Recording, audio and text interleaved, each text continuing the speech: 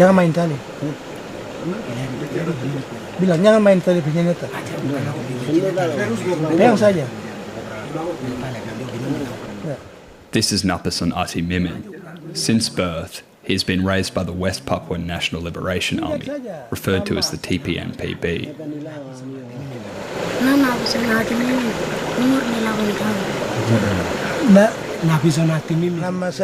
My name is Napison Ati Mimin,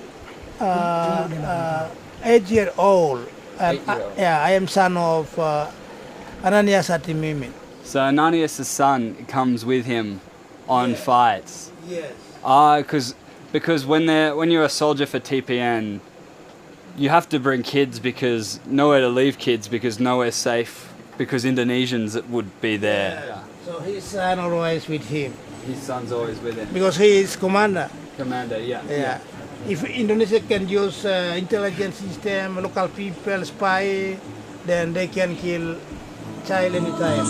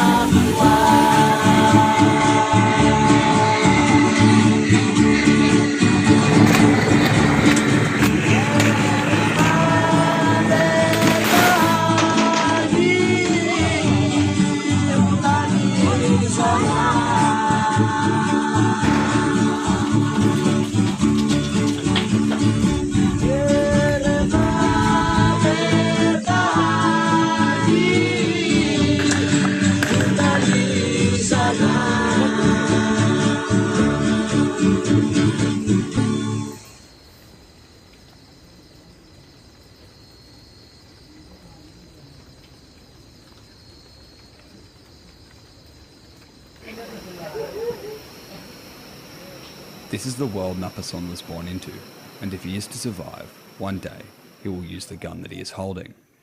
His future will most likely mirror the life of his father, Commander Ananias Ati Mimin of the Bintang Timor TPN, continuing the defence of the land of his ancestors against Indonesian military expansion. Could you ask my friend next to him in the dark blue shirt what his name is? Okay. And age? Nama dan umur. Nama Danus Dungkimin. Tanus Tunggi Mimi. Tanus Tunggi Mimi. Siapa yang Tunggi? And how old is he? Berapa umur Anda? 9-year-old. Can you ask, have they shot gun before? Kamu biasa pegang senjata sebelumnya di sana? Senjata dengan bapak pegang senjata jalan? These children are born in the jungle. They are hunted from their day of birth. Some are the sons of commanders, some are orphans, their parents killed or jailed by Indonesian security forces. Dia bilang dari Bapak Panglima, Bapak Wakil juga lahir di markas, Panglima lahir di markas, Wakil juga lahir di markas, demikian saya pun anak-anak pun lahir di markas. Jadi ini budaya kami begitu, perang budaya kami. Jadi kami tetap lawan begitu. Tapi kami tidak tahu sistem Indonesia begitu. The highlands of West Papua, the last frontier for industrial society, a frontier which the Indonesian military has been slowly penetrating for 50 years. Many West Papuans' first contact with the outside world only came through Indonesian military campaigns. Papuans fought back. At first, with little more than spears, clubs and bows and arrows, the OPM, or Free Papua movement, formed. It is the broader movement in which their armed wing, the TPN, now falls under. Yet far from a centralised army, the TPN is a loosely connected structure comprising different tribes, clans and families in West Papua who are united under the concept to fight Indonesia for independence, to keep their customary land and continue to survive. This is not a normal conflict. It is a frontier war. It is all the military power of the fourth most populous state on earth against tribes.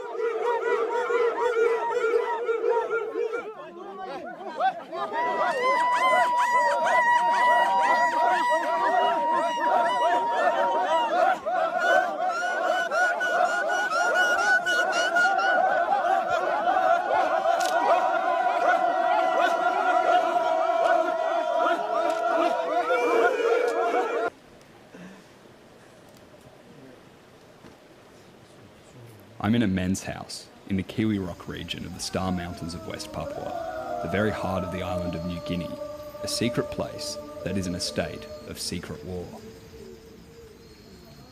We call it houseman. In here we talk about how to fight and make strategies and tactics on our cycle for independence. Yeah, before we go fight with Indonesian troops, we sit down here, make fire. This is sample of our power. Our power will come out from here, this houseman.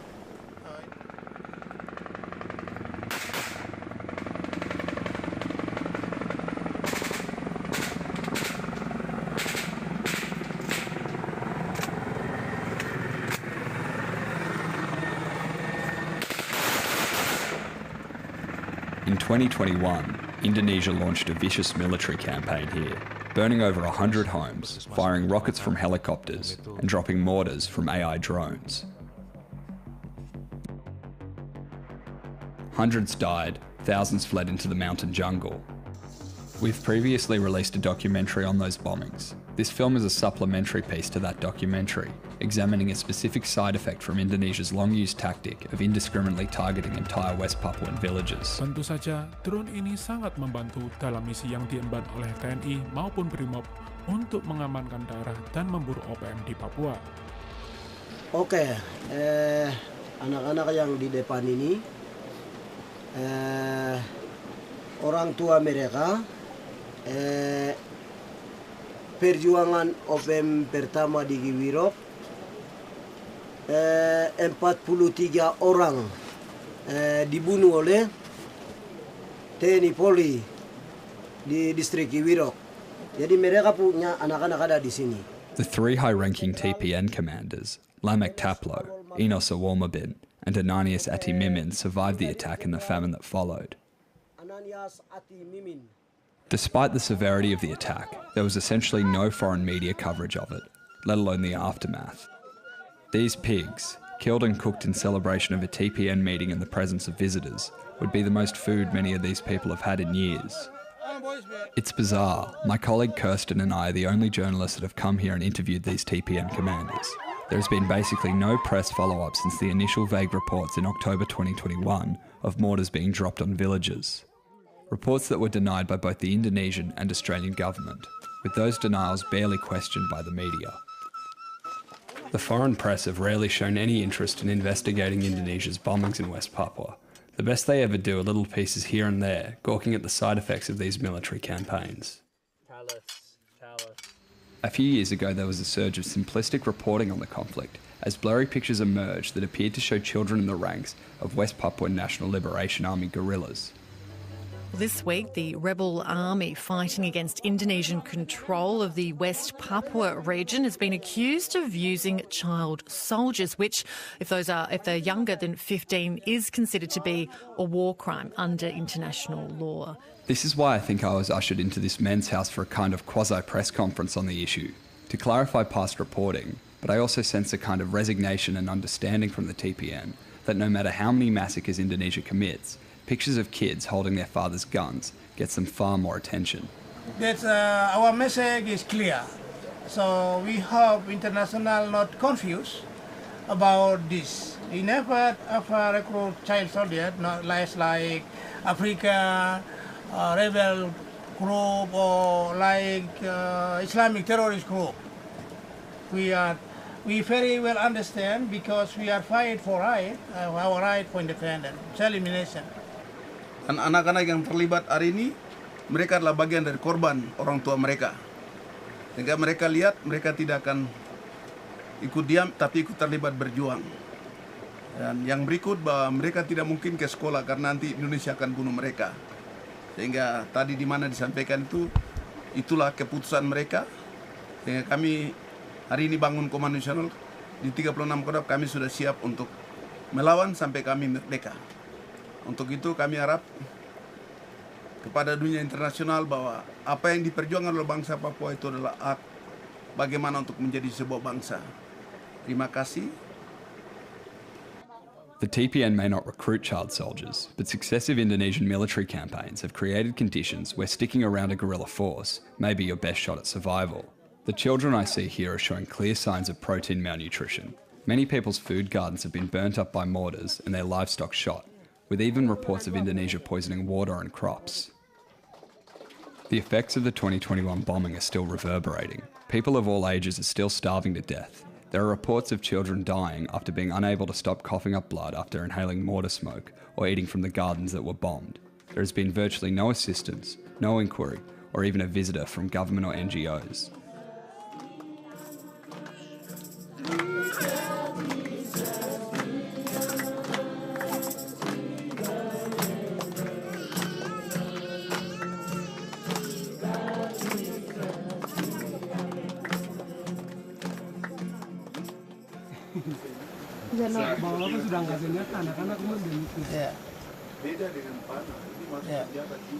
Still, this press conference is somewhat bewildering. Did he go out and fight?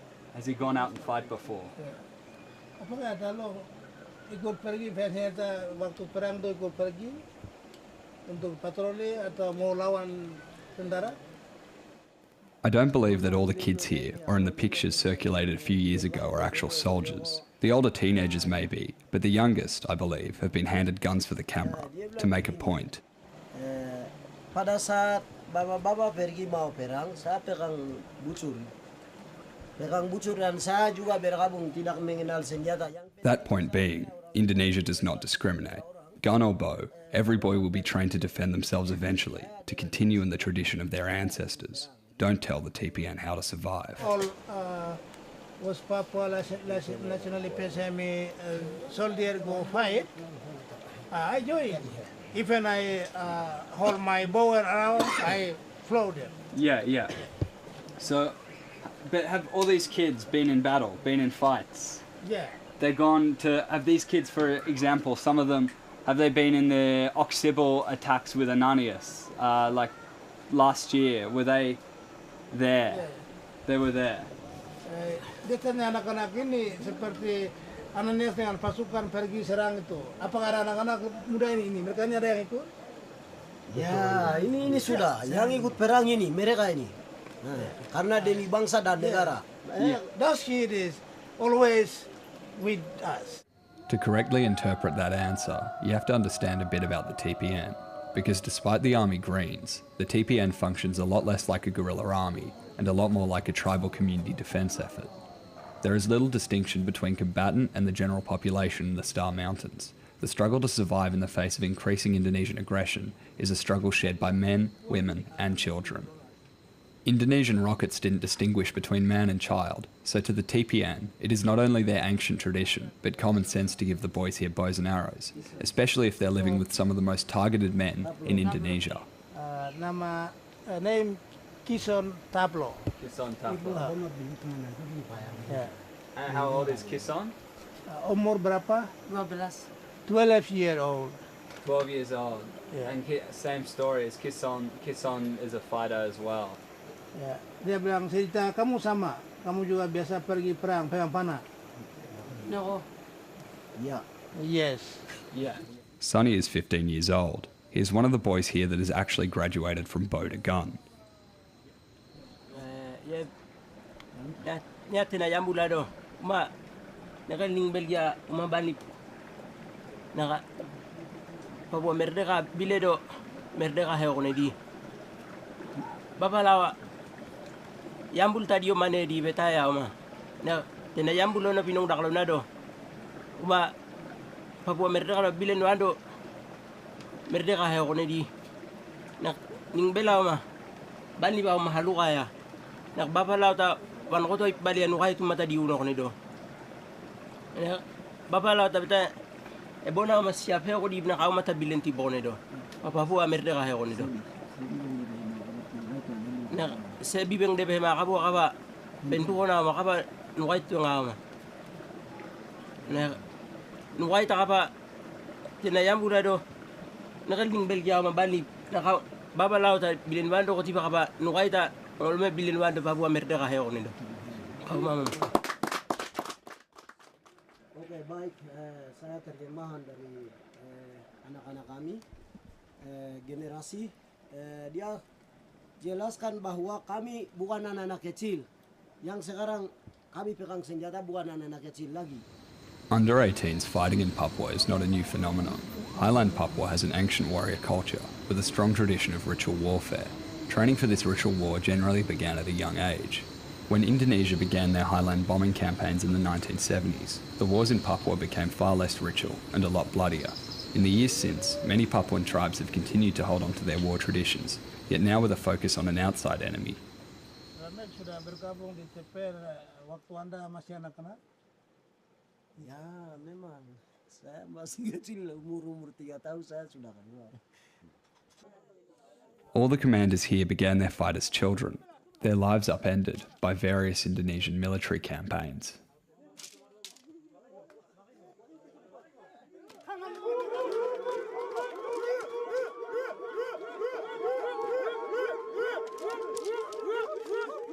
Commander Lamek Taplo, Indonesia's main target in their recent bombings of Kiwi Rock, was raised by Commander Ines Awomabin after an Indonesian military campaign in the 1980s pushed hundreds of West Papuans over the PNG border to escape to the town of Yapsi.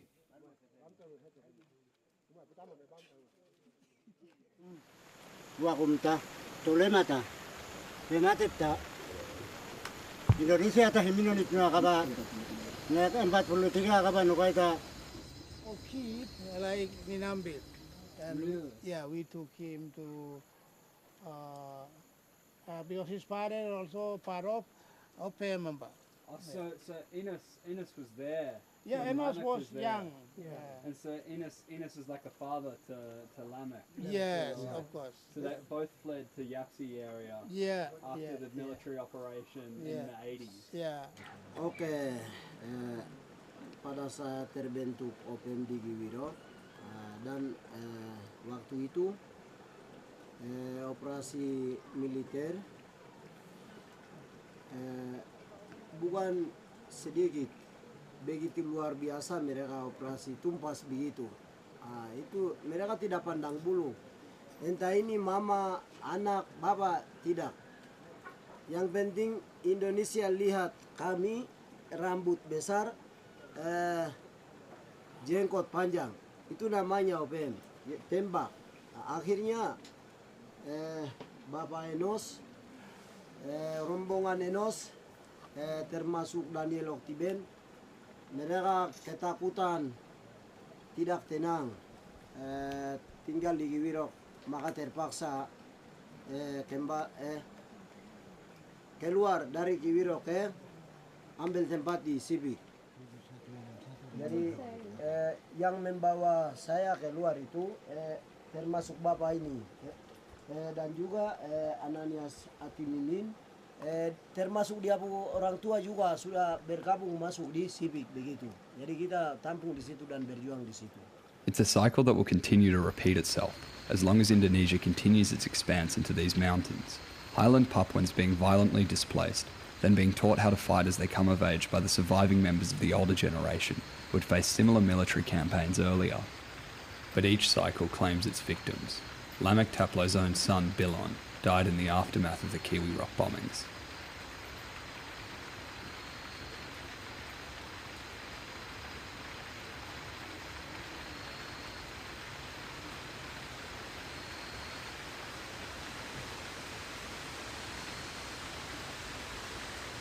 Kami sampaikan kepada nasional dan internasional bahwa anak-anak kami lahir besar di markas, maka mereka tahu perang. Untuk pelatihan begitu dari kami tidak ada. Jadi tolong ada dukungan, bisa dukungan kepada kami begitu. Yes, they are our child. They was there from baby to grow up, 11 to 14 to 15, and they take up firearm and go fight against Indonesia. We never recruit them and we never train them for TPN soldier.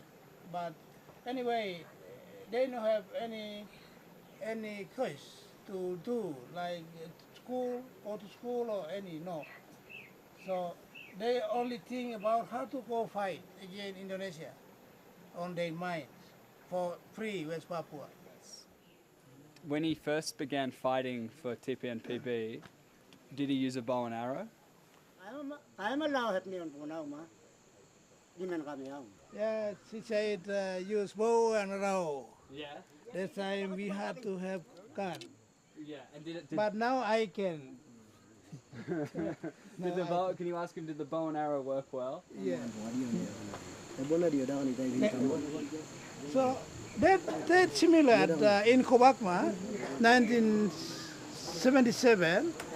All Yali camp people, they join and attack military post in Kobakma, and they kill many. Just use bow and arrow and that Kaswari boat. Yeah. Very nice. Yeah. Yeah. Yes, use that. They kill many Indonesian soldiers in Kobakma in our story. Wow. That's similar. Same in here. And you still and TPNPB and Yalam Kupal still uses bows and arrows. Yeah. My young soldier, they can follow me by back side, and then now I hold machine gun, modern gun, and high powerful gun, SLR, and I ready to fight against Indonesian with high power gun. And welcome, if Indonesia send 1,000 to 5,000, we ready to fight. There is a strange duality to what the TPN are saying. On the one hand, they insist they don't recruit child soldiers. On the other, there are children holding guns and bows all around me. Admittedly, some of it is for show, but this is fundamentally where most reporting on West Papua fails. You cannot view the traditions of the TPN in the context of a standard guerrilla war. So, what would it take for TPNPB to stop using child soldiers?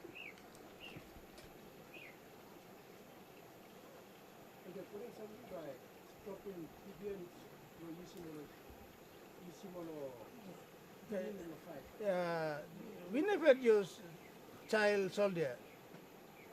So we confuse with international law. So international law for another nation, not for West Papua, because we have custom.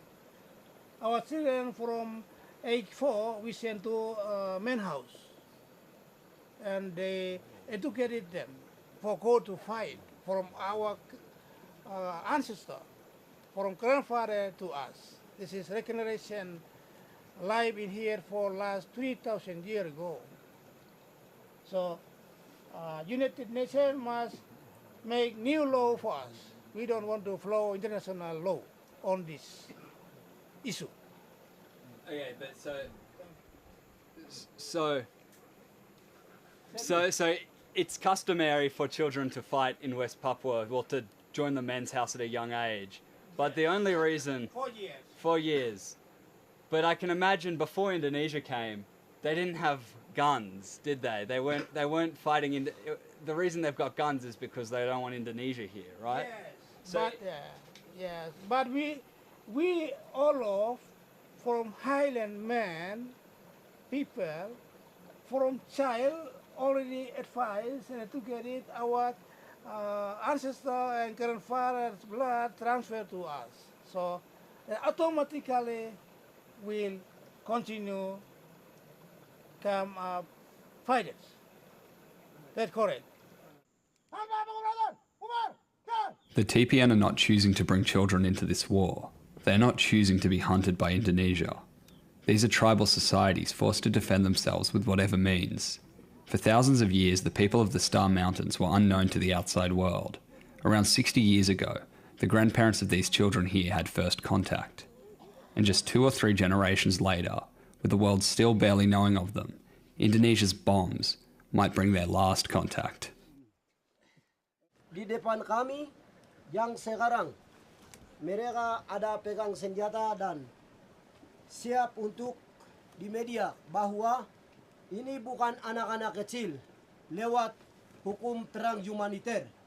Ini adalah orang tua dari kami terbentuk OPM sampai hari ini. Dari kami Tiakodap juga bahwa ini bukan anak-anak kecil yang pegang senjata, tapi siap lawan untuk Indonesia, untuk kebebasan bangsa West Papua Barat. Siap? Siap? Siap? Siap lawan? Siap lawan? Siap lawan? Siap lawan? Siap lawan? Siap merdeka?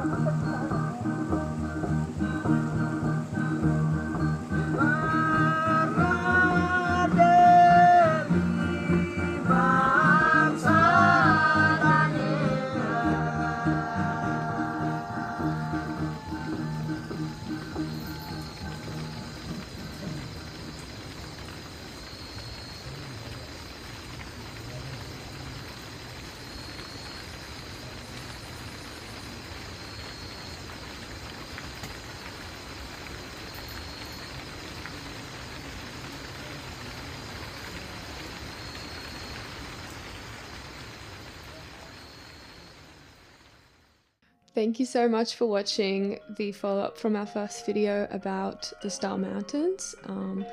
And yeah.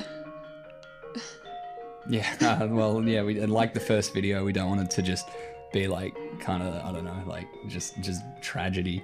So there is still a fundraiser from PNG Trust. We already raised 30 grand from it from the first video, which is really, really good. So PNG Trust are already working to bring in food, medicine, literacy training, and a doctor to the Star Mountains. So the more they get, the more stuff they can bring into the Star Mountains, because that's how money and economics works. We'll do a documentary on that eventually, explaining the mysteries of commerce. But if you want to help out, it would be really, it goes far. They're really good and like, you know, it's the only organization that can do this type of work. So click the donate button, go do it now. We'll wait.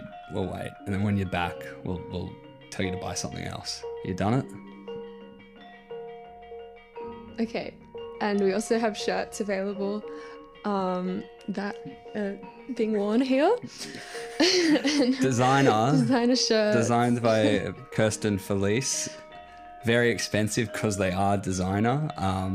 But they've also been spotted on many celebrities, including Alexa Vulovic of Boy Boy, who's kind of like, I hear he's bringing back indie sleeves. I hear that's his, like, he's the guy, not the Dare or whoever, it's Alexa Vulovic, and it's because he's wearing Paradise Broadcasting shirts, which are expensive because they are made in America on LA apparel, which is indie sleeves, I hear. Very kind of it girl, it guy clothing. Cool shit. So if you have a bit more money to spare after donating to our first PNG Trust fundraiser, then you can also buy a shirt. But that's if you're a bad person. If you're a good person, you'll just put all the money into the fundraiser. But if you're if you're nasty, you'll buy a shirt, because they are very expensive. But it will go to making more docos. So if you want to do that as well. Yeah. Thanks so much for watching. Advertisers. Yeah, thank you for watching. Probably not great optics laughing after a video like that, but thank you for watching. Thank you.